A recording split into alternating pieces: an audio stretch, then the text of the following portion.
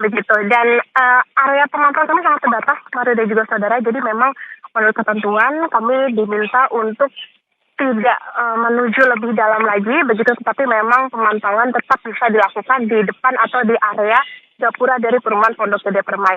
Yang memang bisa Anda saksikan saat ini, Wapres Gibran Rakabuming Raka dan juga sejumlah stakeholder saat ini sedang menuju ke area dalam, ke dalam perumahan, untuk bisa melihat bagaimana situasi terkini di sana. Dan tadi Mario dan juga saudara, kalau kami bisa menggambarkan menurut pemantauan kami, memang masyarakat ini sudah ada beberapa yang kembali ke rumah masing-masing untuk bisa membersihkan sisa-sisa material banjir yang kemarin sempat menggenangi atau bahkan menenggelamkan rumah mereka, karena ketinggiannya sangat bervariasi bahkan mencapai 4 meter begitu. Dan saat ini memang masih ada warga yang masih bertahan di lokasi posko pengungsian karena mereka merasa bahwa di lokasi ini mereka bisa mendapatkan bantuan dengan memadai, meskipun juga mereka masih terus memantau bolak-balik, begitu ada dari mereka yang bolak-balik melihat bagaimana situasi rumah mereka, apakah sudah bisa untuk dibersihkan dan lain sebagainya. Masyarakat sangat membutuhkan. Kalau kami pantau, tadi memang secara relatif logistik itu sudah tercukupi, Mario, karena memang ada dapur umum juga di sini, jadi untuk logistik berupa makanan terpenuhi. Kemudian pakaian tadi juga baru datang lagi beberapa, lalu ada sejumlah bantuan yang dikirimkan seperti matras begitu ataupun juga selimut. Tetapi yang paling dibutuhkan oleh warga adalah penanganan pasca banjir ini, yaitu berupa aliran listrik maupun juga air bersih, dan juga terutama bagi mereka yang memiliki anak-anak sekolah, mereka membutuhkan keperluan sekolah yang memadai ketika mereka kembali beraktivitas nantinya. Tentunya Mario dan juga saudara, saat ini posko masih dibuka begitu, karena memang kalau menurut Camat Jati Asih Asari mengatakan ada 1.300 kakak begitu yang terdampak atau sekitar 5.600 jiwa di Pondok Gede Permai. Tentunya bagaimana pemantauan yang dilakukan Wapres Gibran Rakabuming Raka pada pagi hari ini diharapkan bisa memberikan tidak hanya dukungan ataupun juga bantuan kepada warga, tetapi juga dukungan moral, karena tadi salah satu yang juga dibutuhkan oleh warga adalah bagaimana mereka membutuhkan moral, membutuhkan semangat, membutuhkan kepastian dari pemerintah agar banjir seperti ini tidak lagi terjadi. Terlebih, tadi kami berbicara dengan salah seorang warga bernama Ibu Eka. Ibu Eka mengatakan bahwa banjir di tahun 2020 ini paling besar yang ia rasakan, bahkan dibandingkan dengan banjir di tahun 2020 lalu. Ini pun yang tentu harus mendapatkan perhatian dari pemerintah setempat bagaimana penanganan maupun juga apa bantuan yang mereka butuhkan, tidak hanya ketika banjir terjadi, tapi juga di pasca banjir. Tadi Mario dan juga saudara, tidak hanya Wapres Gibran Rakabuming Raka yang saat ini kalau Anda saksikan memang sedang memantau ke salah satu rumah warga, tetapi juga pemantauan dilakukan oleh Kepala BNPB, Legend TNI Suharyanto, kemudian Kabasarnas Marsikal Muda TNI Muhammad Syafi'i, juga Wali Kota Bekasi Tri Adianto Cahyono. Jadi memang dari pemerintah juga telah berupaya untuk bisa menangani banjir, tidak hanya upaya begitu untuk melakukan bagaimana modifikasi cuaca, tetapi juga pemberian sejumlah bantuan yang dibutuhkan oleh warga. Karena saat ini kalau dipantau memang tidak terjadi hujan, sehingga ini yang diharapkan bisa lebih mempermudah proses tidak hanya bantuan, tetapi juga pembersihan warga atas banjir yang melanda di rumah mereka. Tapi memang yang menjadi catatan adalah prediksi curah hujan ini masih bisa terjadi dengan intensitas tinggi dari 4 hingga 11 Maret 2025. Dan ini yang bisa menjadi catatan bagi warga, wilayahnya atau rumahnya dekat dengan tanggul ataupun dan sebagainya, ini bisa memperhatikan bahwa posko masih dibuka, sehingga apabila mereka ingin bertahan di posko pengungsian masih diperkenankan. Saat ini Mario bisa disaksikan ke Anda saudara bahwa Wapres Gibran Rakabuming Raka masih di lokasi perumahan Pondok Gede Permai, Jatirasa, Jati Asih, Kota Bekasi, di mana ini menjadi salah satu titik yang terdampak cukup parah begitu. Bahkan kemarin kalau kita lihat dari sejumlah gambar yang memang juga dipantau oleh tim Kompas TV di lapangan, bahwa air ini sudah cukup tinggi, bahkan bisa menenggelamkan atau bahkan rumah mereka bisa tergenang sampai ke atap. Bahkan tadi salah satu warga juga mengatakan mereka tidak tahan begitu untuk bertahan hanya di lantai 2 rumah mereka. Akhirnya mereka memilih untuk dievakuasi menuju ke posko pengungsian. Ini yang tentu harus menjadi perhatian. Bahkan juga ada sejumlah kendaraan milik warga yang dievakuasi ke arah atau di area depan begitu untuk perumahan Pondok Gede Permai ini juga ada yang bahkan terendam oleh banjir. Dan untuk penanganan juga masih terus dilakukan, Mario dan juga saudara, termasuk juga tidak hanya pemantauan tentunya yang diharapkan, tetapi juga bantuan-bantuan ini yang sangat dibutuhkan oleh warga. Meskipun dari beberapa dari mereka ini sudah kembali ke rumah masing-masing untuk membersihkan sisa-sisa banjir, kalau bisa dilihat juga di Perum Pondok Gede Permai, yang menjadi salah satu titik banjir tertinggi di Bekasi, ini juga masih ada lumpur-lumpur begitu, yang bahkan juga berserakan sisa-sisa puing-puing dari rumah-rumah mereka. Tadi kami juga melihat ada rumah-rumah yang memang kacanya sampai pecah begitu. Ini yang mungkin menjadi salah satu dampak dari banjir yang terjadi kemarin. Bahkan tadi Camat Jati Asih juga mengatakan ketinggiannya bervariasi bahkan mencapai 4 meter di Pondok Gede Permai ini. Mario?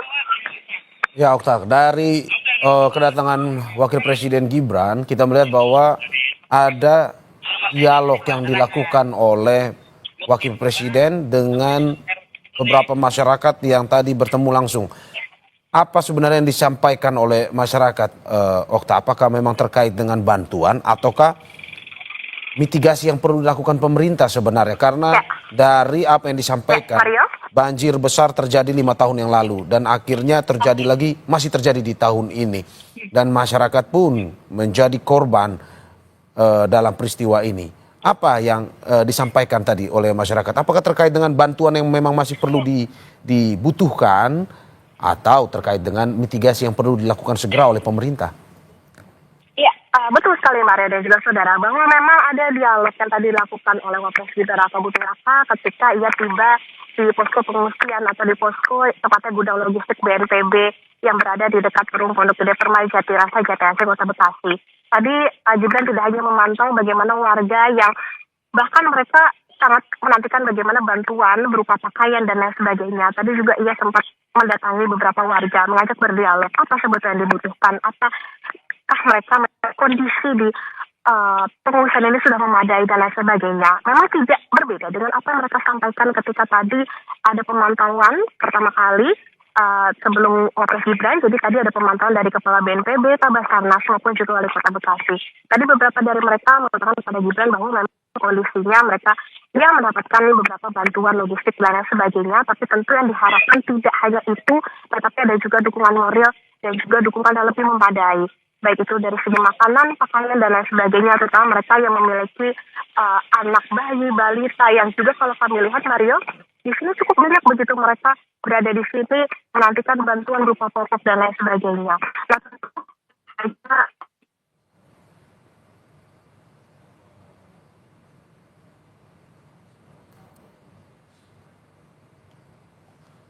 Okta, apa mungkin Anda masih bisa mendengar saya?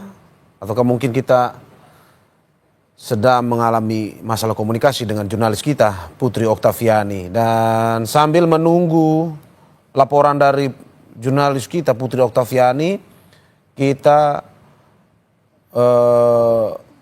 melihat langsung bagaimana Wakil Presiden Republik Indonesia Gibran Raka Buming Raka mengunjungi satu persatu korban banjir di wilayah Pondok Gede Permai, Bekasi. Sambil melihat langsung kunjungan dari Wapres, kita di studio sudah bersama narasumber kita, pengamat tata kota, Yaya Supriyatna. Terima kasih sudah bergabung. Sama-sama, terima kasih. Kita nonton juga kunjungan Wapres ke Pondok Gede.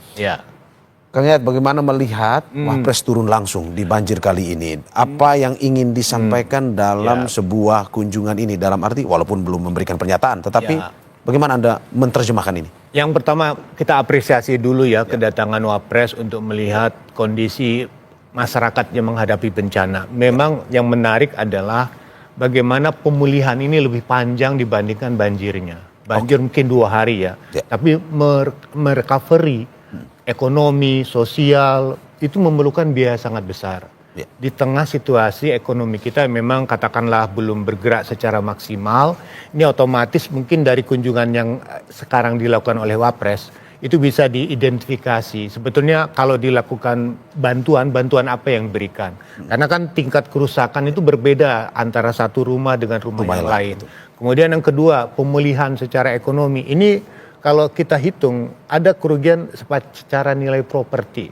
Nilai properti itu artinya nilai rumah yang mengalami terdegradasi karena beberapa kali mengalami banjir. Misalnya tadi di 2020, kemudian 2025, 5 tahun ini.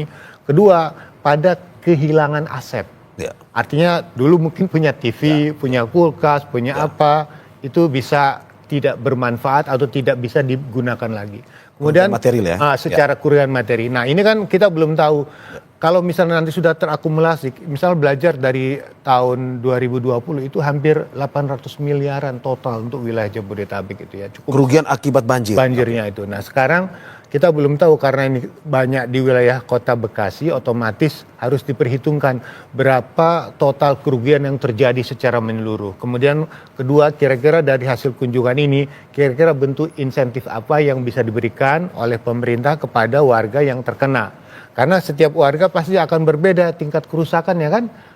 Dari setiap masing-masing wilayah. Kang, Anda mau bilang bahwa ini menjadi tanggung jawab negara terkait dengan kerugian materi ini? Nah ini begini, memang menjadi pertanyaannya, apakah ini memang kesalahan secara struktur?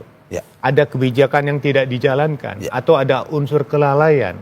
Atau sesuatu yang di luar ya kapasitas negara ketika bencana ini terjadi? Misalnya contoh dalam konteks kebencanaan karena intensitas curah hujan yang tinggi. Nah sekarang kan harus dipilah sejauh mana tanggung jawab negara. Nah tanggung jawab negara misalnya kalau dikaitkan dengan kerusakan lingkungan pasti akan berimplikasi kepada izin-izin ya kan yang diberikan. Kedua, tanggung jawab dalam konteks membenahi infrastruktur. Misalnya contoh ini karena dua sungai besar kemudian masuk ke sungai Kali Bekasi, kan di situ ada Kali Cilengsi dan Cikeas. Kemudian ada Bekasi. Nah, pertanyaannya selama ini sudah dilakukan perbaikan atau peningkatan kapasitas aliran sungai atau tidak? Kedua, tanggung jawab negara. Untuk di Bekasi itu sudah ada tanggul-tanggul dan ternyata tanggul yang dibangun itu tidak mampu menahan besarnya volume air sehingga meluber. Kalau pernyataan dari Ibu Wamen PU mengatakan tidak ada tanggul yang jebol. Yang kemungkinan terjadi adalah pada konteks air yang meluber. Nah, sekarang kita akan lihat tanggung jawab negara itu jika terkait dengan penanganan infrastruktur, mungkin tanggung jawab negara adalah mengatakan berfungsi tidak apa yang dibangun oleh negara. Nah, kedua, ada persoalan lain di mana ada bentuk kelalaian. Nah, bentuk kelalaian misalnya satu, di mana penyebab sehingga terjadi bencana yang demikian besar. Nah, ada kemungkinan yang kekurangan kita adalah membaca potensi perubahan iklim yang semakin lama sering terjadi hujan ekstrim. Fenomena itu. Nah, jadi di sini yang menjadi tantangan kita adalah ketika hujan ekstrim itu tentu dipertanyakan kalau kota itu ada Ki itu koefisien air dalam konteks berapa besar sebetulnya daya tampung kemampuan sistem ekosistem penanggulangan banjir itu bisa mengatasi banjir pada Ki berapa? 50 tahun, 100 tahun atau berapa? Nah sekarang kalau ekstrim ini mungkin bisa lebih dari 100 tahun. Nah kalau sistem itu tidak berjalan otomatis memang kita tidak bisa menolak bencana ini. Cuman pertanyaannya yang kita lakukan adalah bagaimana mengurangi potensi tingkat kerugian yang terjadi. Nah misalnya sampai sekarang kan yang terjadi adalah kerugian secara materi. Mudah-mudahan tidak ada korban jiwa. Tapi yang kemungkinan bisa terjadi adalah stres, kan? Kemudian emosional lebih itulah kan. Mungkin akan lebih panjang karena sekali lagi kerugian itu memang tidak merusak secara fisik di dalam, tapi secara psikologis. Ya kan orang untuk bangkit kembali itu perlu. Nah maka di sini apakah kemungkinan besar bentuk bantuan misalnya kalau ada risiko dalam bulan Ramadan ini misalnya kan bantuan sembako misalnya kan kalau misalnya mereka memang kesulitan untuk mendapatkan bahan mah. Di sini BNPB harus bertanggung jawab nih. Kalau misalnya nanti ada bentuk distribusi bantuan, jangan sampai salah sasaran, harus tepat. Kalau misalnya belum bisa berfungsi pelayanan di setiap rumah, masih perlu nggak dapur umum, ya kan, dalam pola distribusi. Nah ini juga nanti didistribusikan kembali. Bagaimana tanggung jawab di RT dan RW-nya. Jadi yang paling penting sekarang adalah tanggung jawab dari pemerintah daerah, khususnya Pemkot Bekasi, untuk memetakan wilayahnya, kemudian memberikan pola distribusi bantuan yang bisa diberikan pada setiap wilayah, dan yang terakhir adalah sinkronisasi kegiatannya bersinergi nggak dengan pemerintah pusat. Jadi dalam konteks kebencanaan ini pusat bisa memberikan bantuan apa, kemudian pemerintah daerah bisa melakukan apa. Jadi dalam konteks kebencanaan ini jangan ada lagi yang salah menyalahkan.